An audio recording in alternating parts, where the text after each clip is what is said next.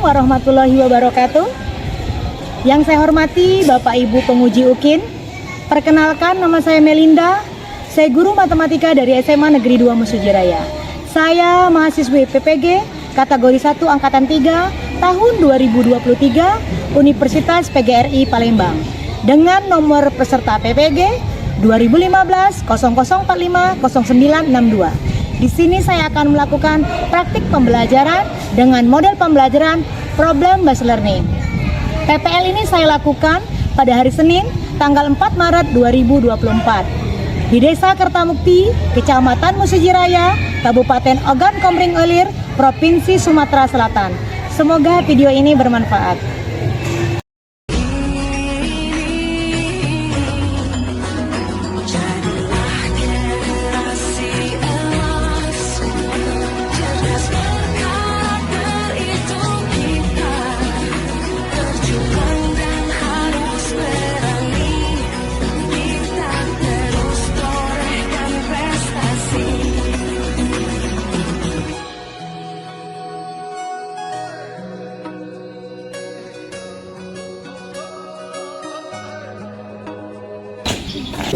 Assalamualaikum warahmatullahi wabarakatuh. Waalaikumsalam warahmatullahi wabarakatuh. Selamat pagi. Pagi. Sebelum memulai kegiatan, kita berdoa terlebih dahulu. Siapa yang pimpin doa? Ayo. Baiklah, alangkah baiknya sebelum memulai pelajaran pada pagi hari ini, marilah kita berdoa menurut ajaran dan agama masing-masing. Berdoa, mulai. Doa besar. Oke, terima kasih. Semoga doa yang kita panjatkan pada pagi hari ini dikabulkan oleh Allah Subhanahu wa taala. Amin. Ibu absen, kehadiran terlebih dahulu. Siapa yang tidak hadir pada pagi hari ini? Oke, alhamdulillah.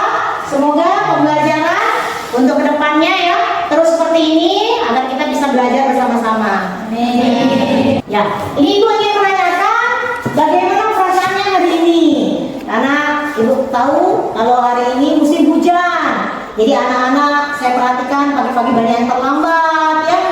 Mungkin kendalanya jalannya licin, mungkin juga bangun kesiangan. Jadi ini ada namanya kertas sticky note ya, kertas berwarna. Silakan digambar sesuai dengan perasaannya. Kemudian setelah digambar, tempelkan di depan. Iya, di depan ya, yang sudah Ibu siapkan. Silakan ya, Ibu bagikan. Silakan digambar. Ya, silakan kalau sudah maju ke depan.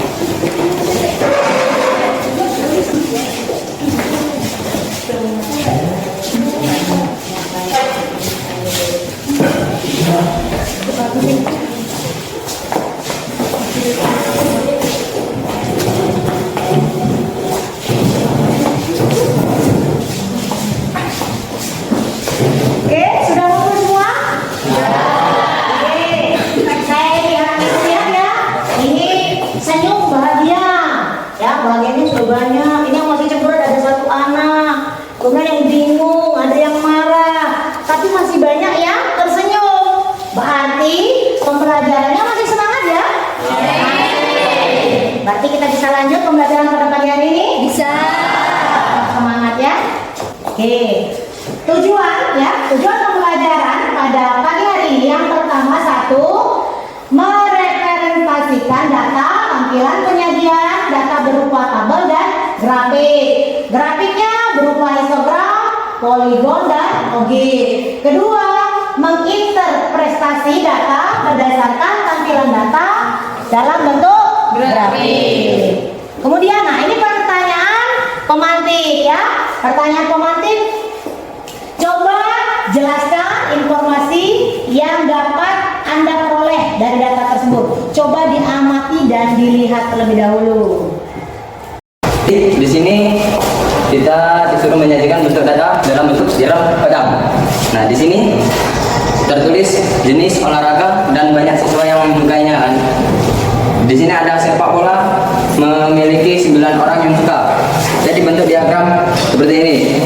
Yang bawah namanya jenis olahraga, sedangkan yang ke atas banyak siswa yang menyukai olahraga tersebut. Di sini ada sepak bola 9 orang. Jadi bentuknya sepak bola memiliki 9 orang. Sedangkan yang voli memiliki 6 siswa. Voli pas di garis ini kan 6 orang. Sedangkan yang teknis meja memiliki jumlah siswa yang menyukainya 10. Jadi bentuk dari diagram bentengnya seperti ini kan. Terus ada lagi bulu tangkis memiliki jumlah siswa 7. Bulu tangkis memiliki jumlah siswa 7. Nah, sedangkan yang renang hanya memiliki 5. Di sini renang, jadi diagram belakang memiliki 5. Sedangkan yang catur hanya 2. Sini catur, ini untuk yang jumlah siswa yang menyukainya. Karena di sini ada diagram garis dari data nomor 1 kelas 12 M1. Di sini ada nomor 1 36. Sedangkan jumlah siswa yang memiliki nomor tersebut hanya 1 orang. Sedangkan di sini nomor 37 memiliki 3 siswa. Sedangkan yang 38 itu hanya 1 siswa. Terus selanjutnya ada 39. 39 memiliki 2 siswa. Yang selanjutnya 40. 40 tidak ada yang punya. Jadi di sini nilainya adalah 0. Di sini terdapat 41. 41 garisnya pas ada 1. Berarti 41 hanya dimiliki 1 orang. Sedangkan yang 42 garisnya ada di 2. Berarti 42 ada pada 2 orang. Oke, luar biasa. Terima kasih. Wah, luar biasa ya. Penguasaan materinya. Benar-benar sudah belajar tentang ilmuannya ya. Karena di SMP ini sudah pernah diajarkan ya. Sudah ya. Itu biasa. Berarti kalau penguasaan materinya sudah ada, berarti lanjut ke materi berikutnya. Oke. Tadi malam ya, Ibu sudah kirim video pembelajaran. Sudah ditonton? Sudah. Sudah diringkas? Sudah. Bahan bacaan sudah Ibu kirim? Sudah. Sudah dilihat? Sudah. Oke. Sekarang kalau sudah Ibu bacakan ya. Ini sebagian dari bahan bacaan yang sudah Ibu kirim ya. Yang pertama, statistika adalah ilmu pengetahuan yang mempelajari tentang metode pengumpulan, pengolahan, penafsiran hingga penarikan kesimpulan dari sebuah data yang ada. Kemudian pada abad ke-19, statistika berkembang dengan adanya teori statistika dari para ahli matematika. Di antaranya adalah Francis Galton yang merupakan paman dari Charles Darwin, berhasil mengembangkan ilmu statistika atau biometrika dan genetika modern berbentuk angka-angka. Fungsi-fungsi statistika dapat dijelaskan sebagai berikut. Pertama, untuk menggambarkan data dalam bentuk tertentu. Kedua, dapat menyederhanakan data yang kompleks menjadi lebih mudah dimengerti. Ketiga, menjadi teknik untuk membuat perbandingan. Yang keempat, dapat memperluas pengalaman individu, terutama dengan mempelajari kesimpulan-kesimpulan dari data penilaian lainnya.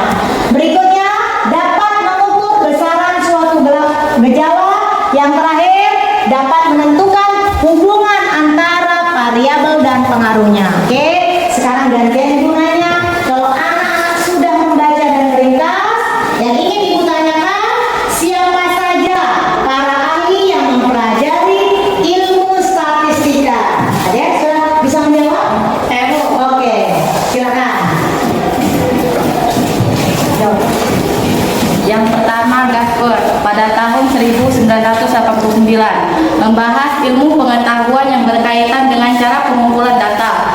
Yang kedua, Furkon pada tahun 1999 membahas ilmu pengetahuan yang mempelajari cara-cara penarikan sampel. Yang ketiga, Dajjal pada tahun 1999 membahas metode menginterpretasi data yang berbentuk angka-angka. Dan yang terakhir Somantri pada tahun 2006 membahas ilmu pengetahuan yang mengumpulkan data serta menginterpretasi data supaya dapat disajikan sebaik-baiknya. Oke, luar biasa. Memang benar-benar belajar ya Wela ya, di rumah ya teman-temannya juga. Oke, lanjut. Nah, ini sebelum kita mulai ya membahas materi dan LKPD masalah yang Ibu berikan, ini ada motivasi. Bisa dilihat ini gambar apa? Wah. Uang dari uang berapa itu? 2.000.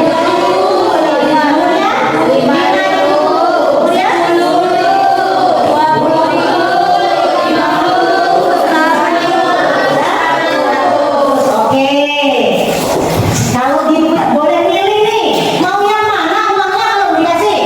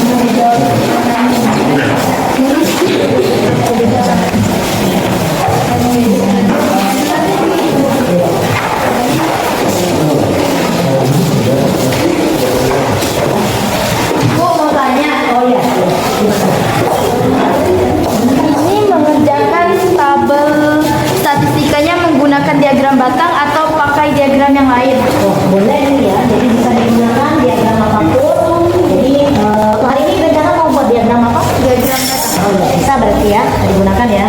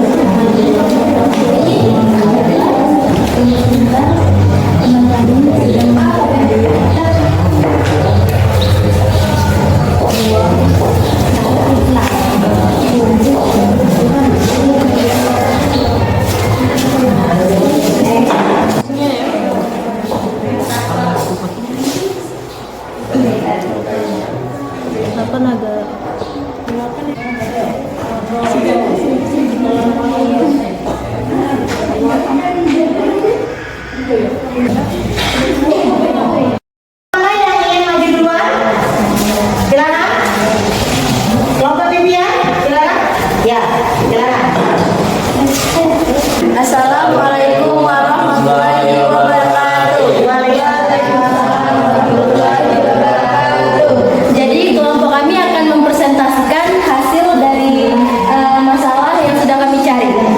Nah, masalahnya lengkapilah tabel perkalian di bawah ini. Jadi pertama kita akan membuat angka menurun dan angka menyamping, angka 1 hingga 12 dan begitu juga di sampingnya. Lalu selanjutnya dikalikan 1 dikali 0 sama dengan 0, 1 dikali 1 sama dengan 1, 1 dikali 2 sama dengan 2, hingga seterusnya. Lalu selanjutnya 2 dikali 0 sama dengan 0, 2 dikali 1 sama dengan 2, 2 dikali 2 sama dengan 4, 2 dikali 3 sama dengan 6, hingga seterusnya. Begitu juga hingga angka 12 dikali 12. Nah, berdasarkan data di atas, tabel data yang kami temukan di kehidupan sehari-hari, contohnya di kelas, yaitu kelas 0 hingga 9 memiliki frekuensi 48, kelas 10 hingga 19 memiliki frekuensi 23, kelas 20 hingga 29 memiliki frekuensi 15, kelas 30 hingga 39 memiliki frekuensi 15, kelas 40 hingga 49 memiliki frekuensi 8, kelas 50 hingga 59 memiliki frekuensi 9, kelas 60 hingga 69 memiliki frekuensi 9, kelas 70 hingga 79 memiliki frekuensi 8, kelas 80 hingga 89 memiliki frekuensi 7, kelas 90 hingga 99 memiliki frekuensi 6, kelas 100 hingga 109 memiliki frekuensi 3, kelas 110 hingga 119 memiliki frekuensi 2, kelas 120 hingga 129 memiliki frekuensi 3, kelas 130 hingga 139 memiliki frekuensi 2, kelas 140 hingga 149 memiliki frekuensi 1. Ada yang ingin ditanyakan dari permasalahan kami? Nah, silakan. Dalam bentuk diagram apa saja untuk menyelesaikan permasalahan statistika ini, dan menurut kelompok Anda untuk menyelesaikan permasalahan statistika ini cocoknya menggunakan diagram apa? Baiklah, pertanyaannya akan dibantu oleh teman kami. Akan dijawab.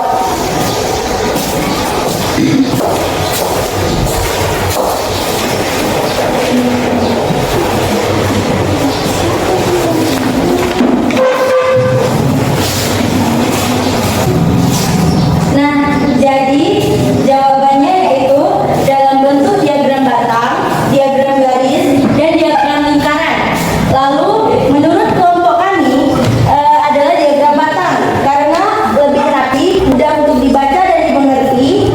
Kita cuma melihat dua sumbu X dan Y. Pada sumbu Y berisi dua penjelasan tentang kuantitas pada setiap data. Pada sumbu Y berisi angka. Apakah sudah jelas? Jelas. Mungkin itu saja penjelasan dari kelompok kami. Kami akhiri. Wassalamualaikum warahmatullahi wabarakatuh.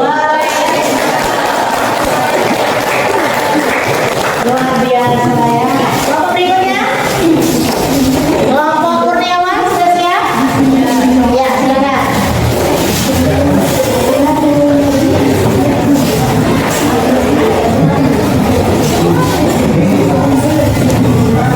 Banyak siswa yang tidak mengikuti ekstrakurikuler Tafira adalah beberapa.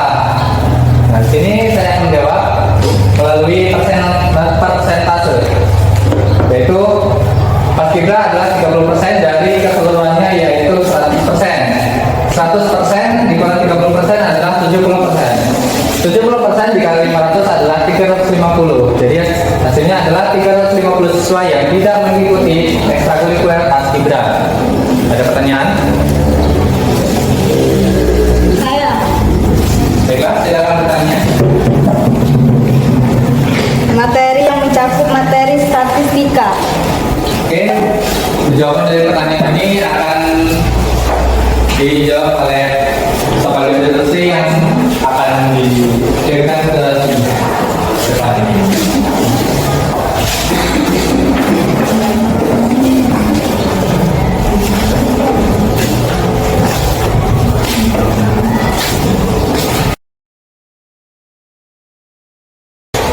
Oke, jadi jawabannya adalah mean, median, modus, kuartil, desil, persentil, rentang, hamparan, simpangan, dan varians. Sampai sini ada pertanyaan lain? Baiklah, sekian dari kami. Wabillahi taufiq wal hidayah. Wassalamualaikum warahmatullahi wabarakatuh. Terima kasih. Kelompok Kurniawan luar biasa ya. Berikutnya kelompok usia, silakan.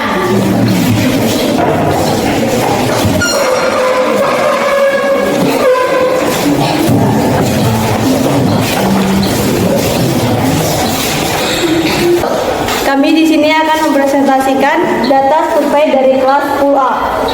Dari data yang kami peroleh dari hasil survei di kelas 10A SMA Negeri 2 Musi Raya pada ukuran sepatu, maka ukuran sepatu 36 berjumlah 1 anak, ukuran sepatu 37 berjumlah 3 anak, ukuran sepatu 38 berjumlah 5 anak, 39 berjumlah 2 anak, 40 berjumlah 4 anak, 41 berjumlah 3 anak, dan 42 berjumlah 2 anak. Jumlah keseluruhan dari anak tersebut adalah 20 anak. Jadi ukuran sepatu paling sedikit adalah untuk ukuran 36 yang berjumlah 1 anak. Ukuran sepatu yang paling banyak adalah ukuran 36 yang berjumlah 5 anak. Tugas yang Ibu kasih sudah kami buat, mohon bantu untuk ditampilkan. Jadi contoh ini adalah diagram yang kami buat. Ada diagram batang, diagram scatter, diagram garis, dan ada diagram lingkaran. Ada yang ingin ditanyakan? Saya, apa manfaat dari belajar ilmu statistika dalam kehidupan hari-hari? Pertanyaan tersebut akan dibantu dijawab oleh teman kami.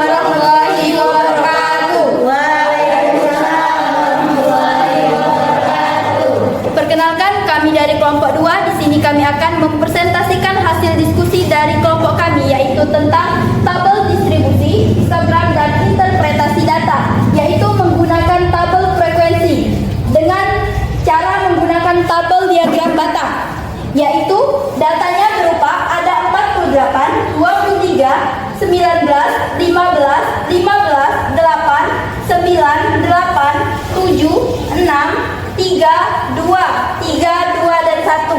Nah, pada hasil kali pada tabel distribusi tidak merata, sehingga ke setiap kelas yang dengan panjang kelasnya 10. Nah, dapat kita simpulkan dari tabel diagram batang tadi bahwa hasil distribusi pada panjang kelasnya 10 itu tidak merata ke setiap kelasnya. Mungkin dari presentasi dari kelompok kami, mungkin teman-teman ada yang ingin ditanyakan? Silakan. Mengapa kita perlu belajar statistika? Baiklah, yang akan menjawabnya adalah teman kami.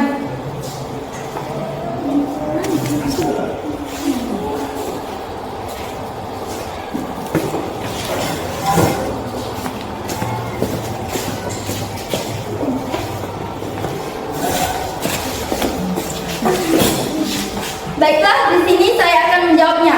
Mengapa kita perlu belajar statistika? Jawabannya adalah sangat perlu. Contoh, kita akan mencontohkan uang jajan kita sekolah, kadang 10.000, kadang 20.000. Kita bisa melihat setiap naik turunnya dan penyebabnya apa.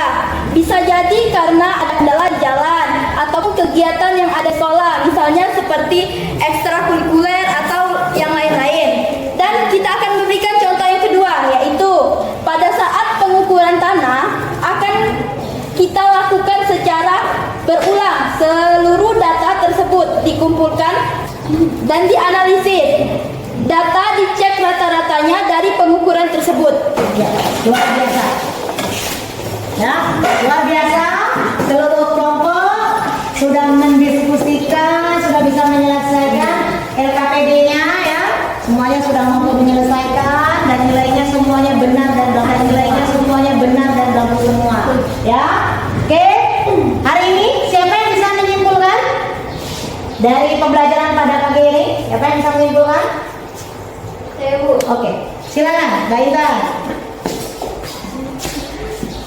Kesimpulannya yaitu statistika adalah ilmu yang berkaitan dengan data. Statistika adalah data itu sendiri, informasinya atau hasil penerapan algoritma statistika pada suatu data tersebut. Statistika itu sendiri sangat berguna sekali untuk kita pelajari. Karena dari pengumpulan, analisis, interpretasi, presentasi, dan pengambilan kesimpulan dari data. Terima kasih kepada Intan ya, sudah benar kesimpulannya sudah cukup baik. Berarti anak-anak sudah paham akan kesimpulan pembelajaran pada pagi hari ini. Oke, silakan kembali seperti semula duduknya. Ya, dilihat lagi. Kalau ada sampah, ya dibereskan.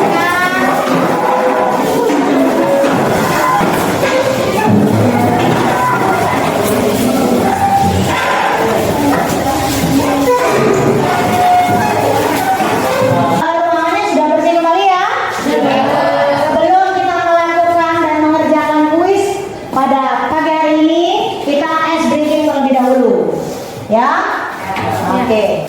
Mau duduk apa berdiri? Berdiri. Oke, perhatikan itu contohan, ya. Tepuk 1, tepuk 2, tepuk 3, tepuk 4, tepuk 5. Oke, yang salah, ya, yang salah harus memberikan kata-kata mutiara. Ini langsung ya. Tepuk 1, tepuk 3, tepuk 4, tepuk 5, tepuk 2. Ini pipi.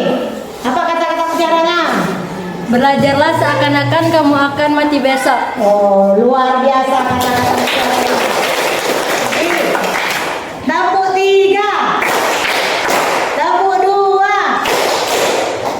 Terakhir Pak Virgo, silakan Virgo.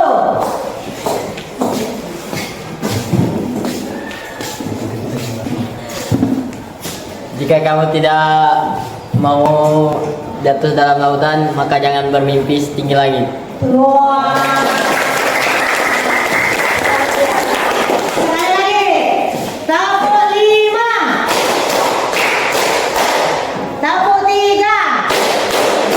Tepuk 2. Destri. Ayo, Destri salah.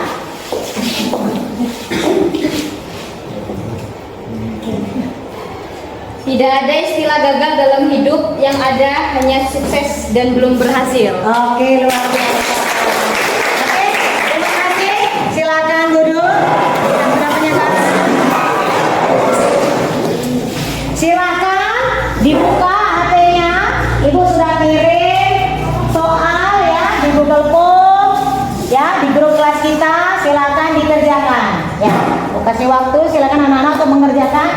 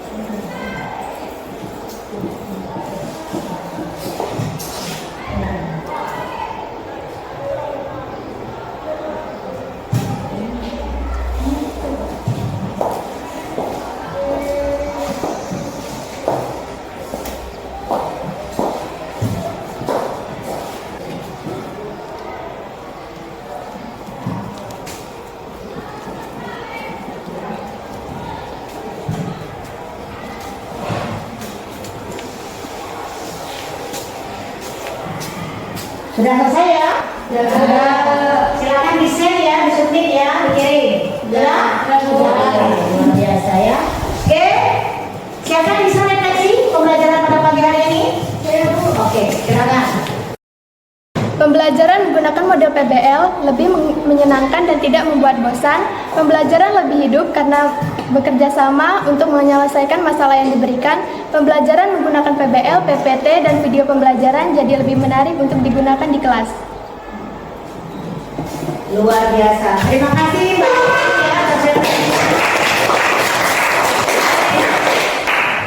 untuk pembelajaran berikutnya pada pertemuan kalinya akan Ibu kirimkan di grup WA ya. Dibuka dan dipelajari ya. Kirimkan ya bahan bacaan serta video pembelajaran. Oke, Ibu akhiri pembelajaran pada pagi hari ini ya dengan mengucap